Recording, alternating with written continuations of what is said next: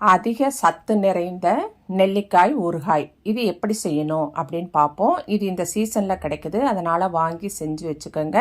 நீண்ட நாள் நம்ம பயன்படுத்தலாம். இதை நீங்கள் வெளியே வச்சா 1 மாதம் இருக்கலாம், நீங்கள் ஃப்ரிட்ஜில் வச்சா ஒரு 6 மாதம் வைத்து யூஸ் பண்ணலாம்.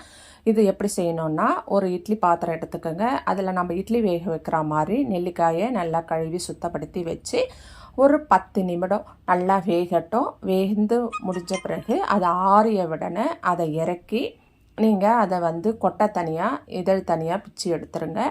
இது ரொம்ப ஈஸியாக பிக்கலாம், ரொம்ப ஈஸியாக வரும். ஆறின உடனே செய்யுங்க. செஞ்சு அதை கொட்டைங்களை நீக்கி விட்டு அதை கப்பில் எடுத்து வச்சுக்கோங்க. இதுக்கு நீங்கள் மசாலா தயார் பண்ணணும். இதற்கு முன்னாடி இந்த நெல்லிக்காய், சின்ன நெல்லிக்காய் கிடைச்சாலும் ரொம்ப நல்லாயிருக்கும், ரொம்ப சத்து நிறைந்தது. பெரிய நெல்லிக்காயிலையும் இதை செய்யலாம். அதனால் உங்ககிட்ட எந்த மாதிரி நெல்லிக்காய் கிடைக்குதோ அந்த நெல்லிக்காயை வாங்கி இந்த மாதிரி நீங்கள் ஸ்டோர் பண்ணி வச்சுக்கோங்க. செஞ்சு ரொம்ப பயனுள்ளதாக இருக்கும். இதை கொட்டைகளை நீக்கி அதை பிரிச்சுட்ட பிறகு நீங்கள் மசாலாக்காக ஒரு வாணலி வைங்க. வாணலி வச்சுட்டு 2 ஸ்பூன் வெந்தயம், முதல்ல வெந்தயத்தை நல்லா பொன்னிறமாக வறுத்து எடுத்துக்கோங்க. பொன்னிறமாக வறுத்து இதை மிக்ஸி ஜாரில் போட்டுக்கோங்க. மிக்ஸி ஜாரில் போட்டு அடுத்து நீங்கள் 2 ஸ்பூன் கடுகு எடுத்துக்கோங்க. அந்த கடுகையும் நல்லா வறுக்கணும். அது வெடித்து வரும். வெடித்து பொரிஞ்ச பிறகு ட்ரை வானிலையில் வறுக்கணும், ஆயில் விடக்கூடாது. அதனால் அந்த மாதிரி பொரித்து எடுத்து நல்லா பாருங்கள், வெள்ளையாக இருக்குது பாருங்கள். கடுகு மொத்தம் பொரிஞ்சிடுச்சு. அதை மிக்ஸி ஜாரில் போட்டு நல்லா கொரன்னு அரைச்சி எடுத்துகிட்டு வாங்க. அது ரொம்ப நைஸாக இருக்கக்கூடாது, கொஞ்சம் கொரன்னு இருக்கணும். அந்த மாதிரி கொரன்னு அதை அரைச்சி எடுத்துகிட்டு வந்துடுங்க. எடுத்து வந்துட்டு இப்போ நீங்கள் வறுத்தீங்க இல்லையா, அதே தவாவை வச்சுக்கோங்க வானிலையே. அதில் நல்லா 1 கப்பு நல்லெண்ணெய் விட்டுக்கோங்க. நல்லெண்ணெய் விட்டு அதில் கொஞ்சோண்டு கடுகு, கொஞ்சோண்டு வெந்தயம் போட்டு அதை தாளிங்க. தாளித்த உடனே அது வெடித்த உடனே நல்லா ஒரு கைப்பிடி அளவு, நான் 1 கப்புக்கு 1 கைப்பிடி போட்டிருக்கேன். 2 கப்புன்னா 2 கைப்பிடி அளவு பூண்டு சேர்க்கலாம். உரிச்ச பூண்டு ரொம்ப நல்லது.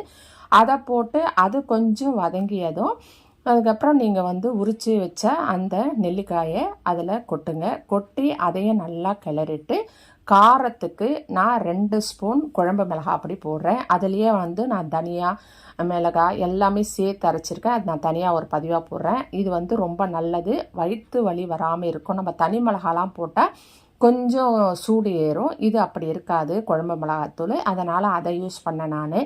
அதனால் 2 ஸ்பூன் மிளகாத்தூள், 1/2 ஸ்பூன் மஞ்சள் பொடி, 1 ஸ்பூன் உப்பு தேவையான அளவு போட்டு அதை நல்லா கிண்டி கொடுங்க. அதை நல்லா கிண்டி கொடுத்துட்டு அதுக்கப்புறமா அதை மூடி போட்டு ஒரு 5 நிமிஷம் அப்படியே விடுங்க. பெருங்காயத்தூளும் வாசனைக்கு தூவிட்டு அதை ஒரு 5 நிமிஷம் நல்லா கிளந்து கொடுக்கணும். நீங்கள் அடிக்கடி மூடி போட்டு மூடுங்க. மூடியை திறந்து ஒரு 5 நிமிஷம் அதை சிம்மில் வச்சுட்டு திறந்து அதை கிளறி விடுங்க. நல்லா அது எண்ணெய் பிரிஞ்சு வதங்கி வரும். நல்லா எண்ணெய் பிரிஞ்சு வதங்கி அந்த பூண்டெல்லாம் கொஞ்சம் வெந்துடுச்சா அப்படின்னு பாருங்கள். ஏன்னா நாங்கள் பச்சை பூண்டாக போட்டோம் இல்லையா, அதெல்லாம் நம்ம தண்ணி ஊற்றலை, அதை எண்ணெயிலேயே சிம்மிலேயே நம்ம வதக்கிறோம்.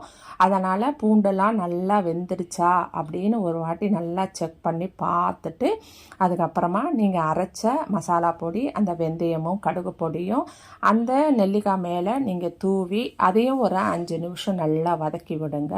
நல்லா வதக்கி அது ஒன்றோட ஒன்று அந்த கலவை மொத்தம் கலந்து வரணும். கலந்து சுருண்டு நல்லா பார்ப்பதற்கு ரொம்ப அழகாக இருக்கும் ஊறுகாய். அதனால் அதை நம்ம ரெடி பண்ணி இதை நீங்கள் ஒரு காற்று புகாத டப்பாவில் இல்லைன்னா பாட்டிலில் போட்டு இதை ஸ்டோர் பண்ணி வச்சுக்கினீங்கன்னா இது ரொம்ப நல்லது.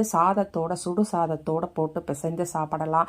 இட்லி தோசைக்கு தொட்டுக்கின்னு சாப்பிட்லாம். ரொம்ப சுவையாகவும் அருமையாகவும் இருக்கும். ரொம்ப உயிர் சத்து, சத்து அந்த மாதிரி நிறைய சத்துக்கள் நிறைந்தது. இது குழந்தைகளுக்கும் கொடுங்க, பெரியவர்களுக்கும் சாப்பிடுங்க. ஒரு முறை இதை செய்து பாருங்கள், ரொம்ப சுவையாக இருக்கும். இந்த வீடியோ உங்களுக்கு பிடிச்சதுன்னா லைக் பண்ணி ஷேர் பண்ணி வீடியோவை நீங்கள் சப்ஸ்கிரைப் பண்ணுங்கள். சரிங்களா? நன்றி.